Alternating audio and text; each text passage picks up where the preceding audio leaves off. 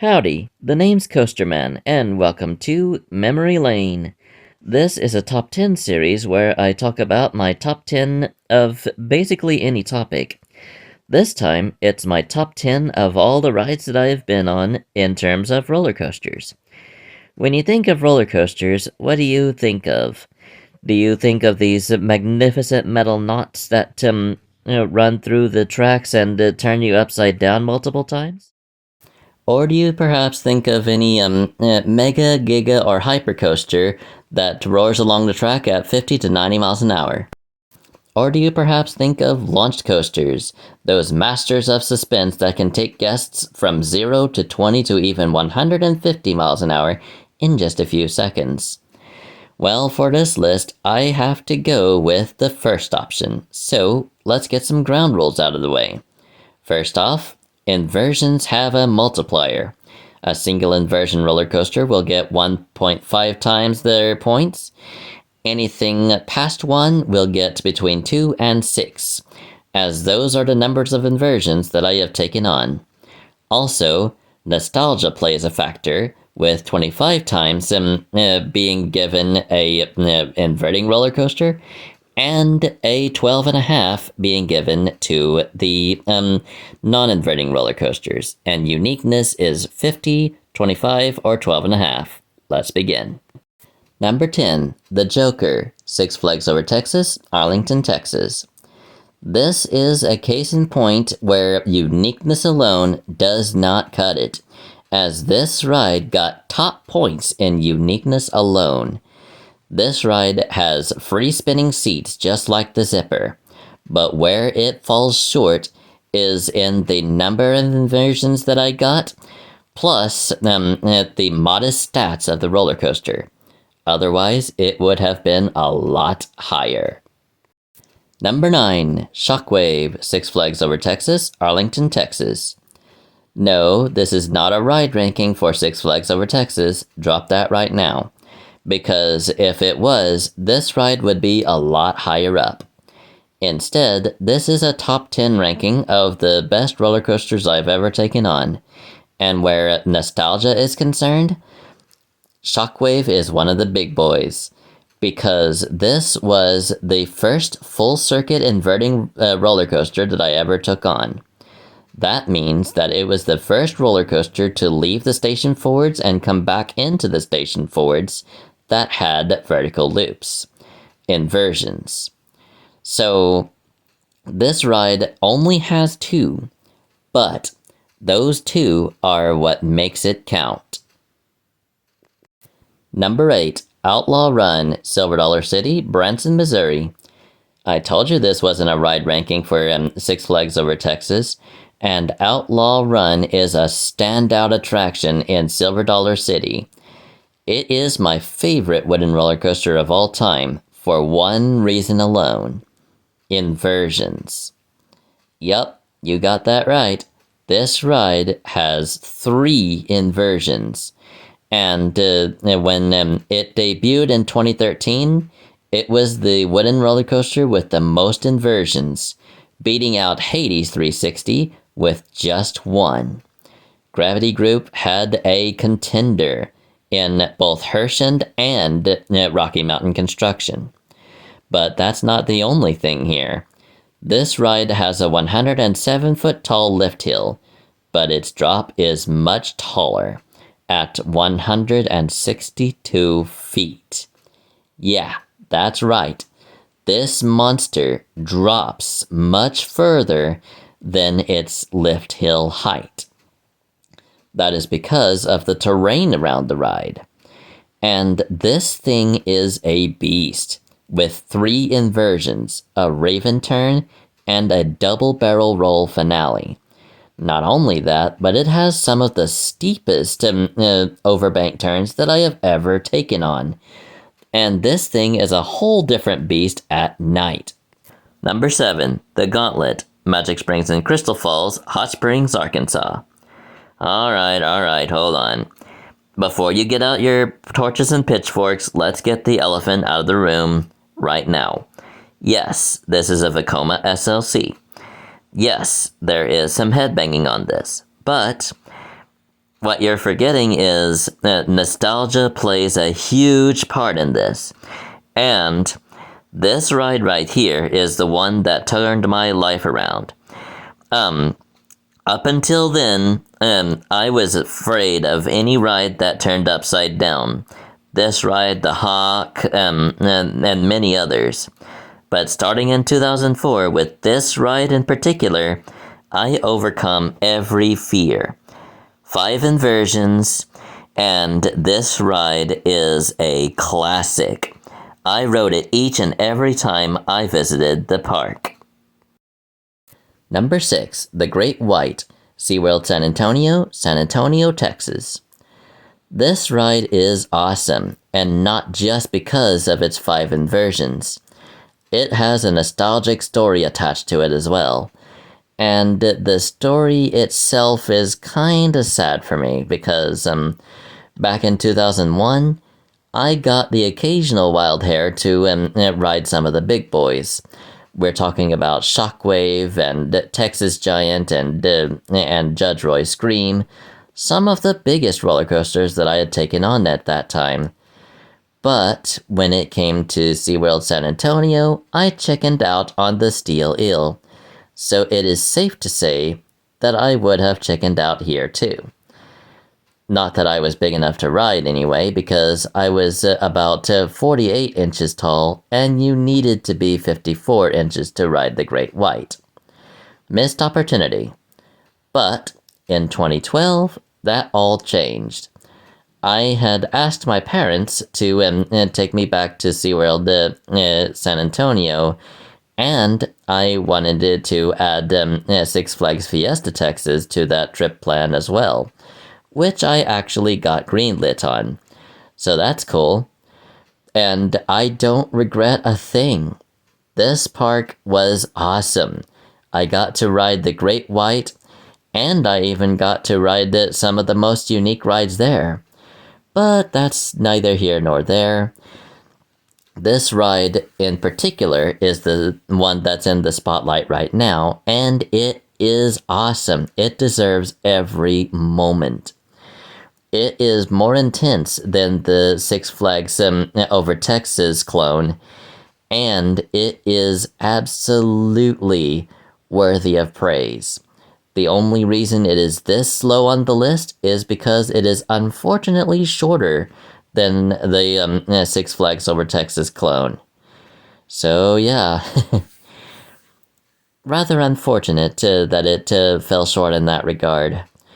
But regardless, this ride deserves the limelight, and I am glad to give it to it, even if it is number 6 on the list. But there are still many more better rides to come, and I am ready to give them the limelight too. Number 5, Batman the Ride, Six Flags Over Texas, Arlington, Texas. Ah, here we go. We're playing with the big boys now, and this one is one of the most nostalgic coasters of the bunch. Having about the same number of inversions as the Great White in SeaWorld San Antonio, I would have ridden this in 2001 if I was 54 inches tall. Unfortunately, I think I was only 48 inches tall, which is well below the height requirement. But don't you worry, because in 2011, I got my chance to ride this thing again. And as of 2023, I have managed to record this thing. So here are the stats. This ride is longer than the Great White, even though its height is much shorter. And that is pretty well the only thing making it this high. Number 4, Wildfire, Silver Dollar City, Branson, Missouri. I told you more rides from Silver Dollar City would crop up, and this one is one of the greats. Remember the gauntlet from further on up the list? Well, this ride is also my first ride to turn upside down in 2004. And it remains my only Bolliger and Mabillard sitting roller coaster. So here are the stats. Even though it goes up a 120-foot lift hill, it drops 155 feet into an Immelman roll. That is followed up with a large vertical loop. Then it glides along the track down there, and it goes into a cobra roll, the semi-final inversion on the ride. Then it goes up that overbank turn and goes through that corkscrew at the end. And that just so happens to be the last inversion on the ride. It then goes through a helix and into the final brake turn. How was the lyrics of that song going? Anything you can do, I can do better? Well, Wildfire proves that, because even though the Gauntlet and Wildfire were taken on the same year, 2004, I still hold Wildfire in that much higher regard, because not only are the stats greater, not only does it have a much larger drop than Gauntlet ever had, but it's so much smoother. This ride just glides along the track. Through the Immelman roll, through the vertical loop, through the cobra roll, through the corkscrew at the end. This ride is awesome in every sense of the word. There is no other word for it. It could be spruced up in terms of color, but hey, it kind of adds to the old-timey feel of Silver Dollar City. That's not actual rust. That's just a paint scheme of the roller coaster. So with that all out of the way, this ride is absolutely safe, absolutely fun, and it is absolutely the silver medalist of Silver Dollar City. So, with all that out of the way, I think you know what's coming up next in the list, because it is coming up right after the silver medalist of Silver Dollar City. Number 3, Time Traveler, Silver Dollar City, Branson, Missouri. Yup, there are roller coasters that I have reevaluated in this list that top Time Traveler. So let's get the basics out of the way. This is the world's first mock extreme spinning roller coaster. That is to say, the world's first roller coaster that has free spinning seats and inversions. And when I say free spinning seats, I don't mean vertically. I mean horizontally. So you have 2 axes of rotation on the same track. The main thing that's keeping this ride this low is the speed at which the cars rotate. And let's just say that even though Time Traveler provides a unique ride each and every time you ride it, it's not a significant spin. It's not a significant enough spin to get it up any higher on the list. I'm sorry. Still, 3rd place is not bad. This ride could have ended up a lot worse, because even if it doesn't have free spinning seats that spin like a tornado, you still get a really unique experience each and every time. This ride has 3 inversions, a vertical 90-foot drop, and 2, count them, 2 launch segments. And one of the best features by far of Time Traveler is its combination of past and present rides of Silver Dollar City. It has the steep drop of Outlaw Run, the inversions of Wildfire, the launch segments of Powder Keg, and the originally backwards-facing seats of Thunderation. This ride basically has it all, and it puts its unique twist on every single part that it represents.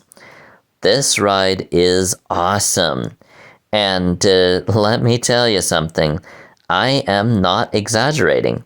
This ride is revolutionary for its time.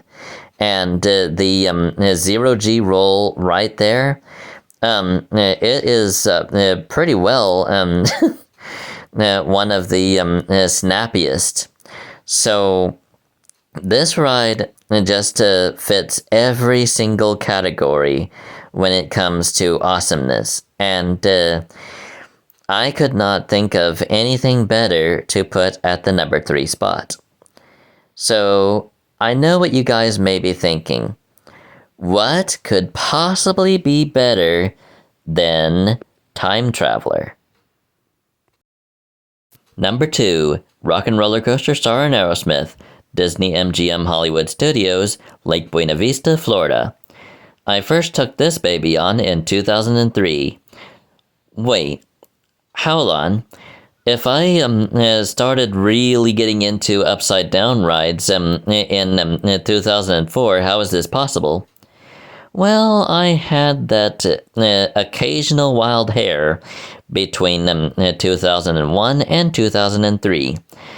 This ride is one of those wild hairs, and I don't regret a thing. This is my only indoor launching inverting roller coaster. This ride is unique in that regard alone, and that is what nets it to a significant bonus. This ride has at least 3 inversions, and the very first inversion is also the first inversion of the gauntlet. That is to say, a sea serpent roll. At least I think that's what it's called. Then you go into a corkscrew later on down the track. And you do all of this in near complete darkness. You only see a very few landmarks while you're doing this. So when you go through here, that's when you get the corkscrew. So the thing about it is, I don't know whether this is a single or double corkscrew, because this ride does it in complete darkness. I would be able to show you in the stats that pop up on the screen, and that's it. But this ride is awesome. It is my one and only indoor launched inverting roller coaster, and I am proud that I had managed to brave this during my 2003 visit to Walt Disney World. While we're standing in line for my top pick, here are a few honorable mentions. This is Flashback from Six Flags Over Texas, albeit in its new form as Boomerang from Six Flags St. Louis. This ride was my first ever Boomerang roller coaster, and my first ever shuttle as a result. This thing was first taken on back in 2001. Like I said, I had a few wild hairs between 2001 and 2004. This ride is pretty good. It has the same number of inversions going forward and backwards as the top pick. However, there are only 3 inversions in the track, and it is regrettably short, so it can't get much higher than honorable mention. Mr. Freeze, Six Flags Over Texas and St. Louis. It's basically the identical track between both parks, and Nostalgia is really the only way that it can even make the list as an honorable mention at all. In the later list of launched coasters, this ride would have a fighting chance of making it onto the main list.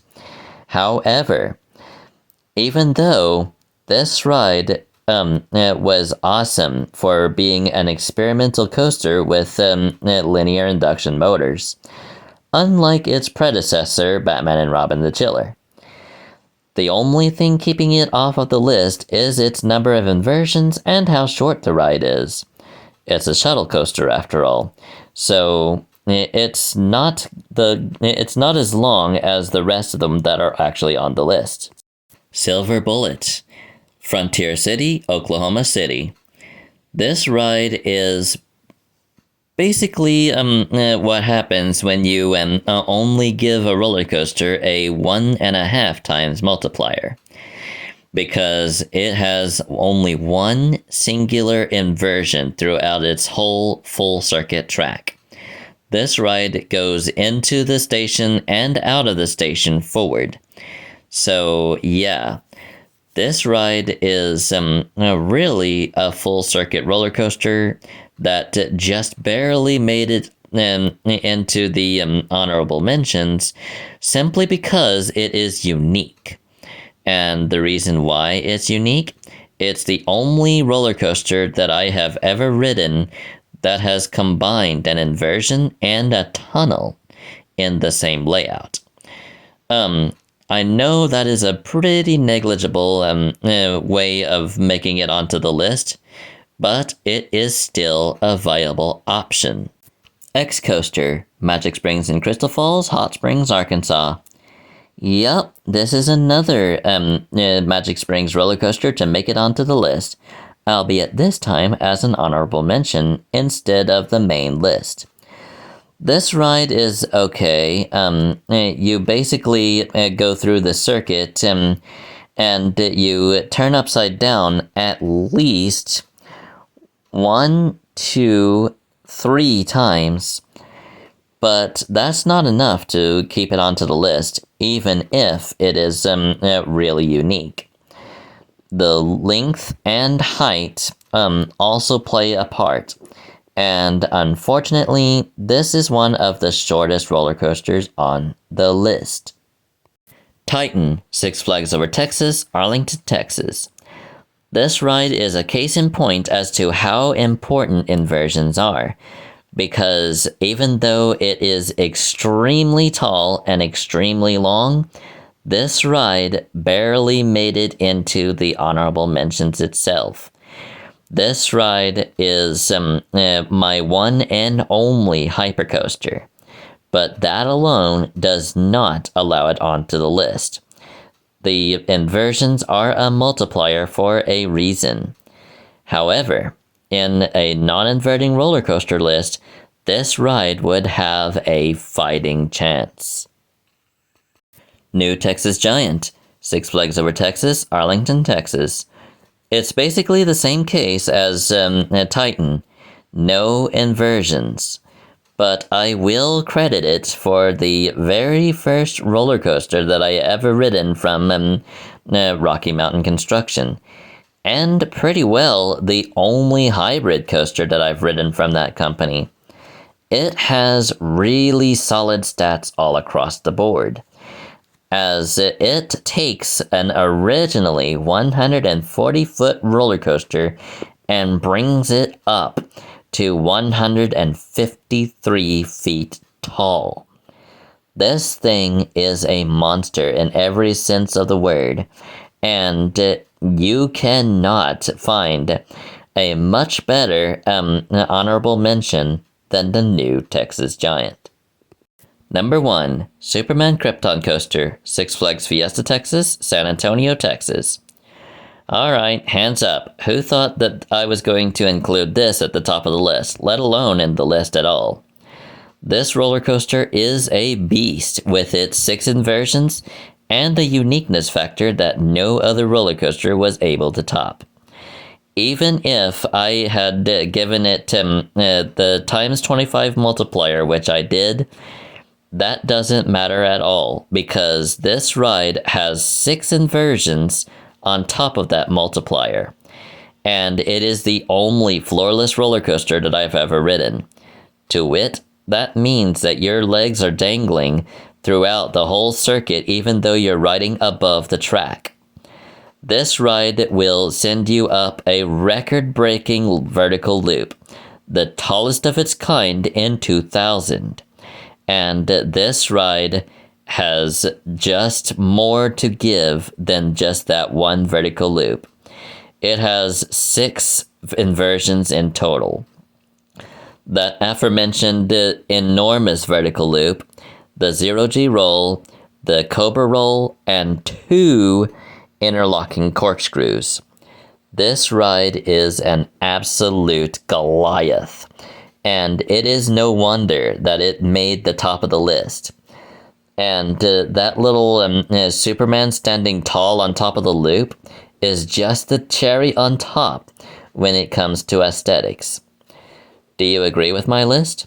Is there anything that you thought I should have added that I did not? Bear in mind, this is a subjective list of all the rides that I've ridden. So it is subject to change, especially with the new ride coming in at Six Flags Over Texas. In the meantime, though, thank you so much for watching. I hope you enjoyed, and in the next episode, I think I'm going for unique roller coasters next. Until then, see you later.